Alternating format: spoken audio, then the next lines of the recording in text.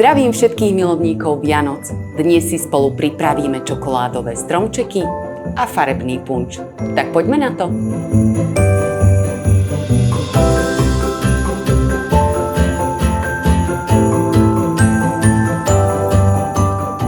Do misy dajte orieškové maslo, pridajte škoricu, med podľa chuti a dobre premiešajte. Lístkové cesto rozvínte a potrite orieškovým krémom a prikryte druhým lístkovým cestom. Rozkrajajte na pásy široké približne 2,5 cm. Pásy cesta poskladajte do tvaru stromčeka a prepichnite špajlou. Uložte na plech vyložený papierom na pečenie a vložte do rúry vyhriatej na 200 stupňov Celzia. Pečte približne 20 minút. Potom stromčeky nechajte vychladnúť a pred podávaním ich posypte práškovým cukrom. Na punč vlejte do hrnca vriacu vodu, pridajte čaj, jablká, citrón a pomaranč nakrájaný na plátky, škoricu, klinčeky a nechajte 2 minúty variť.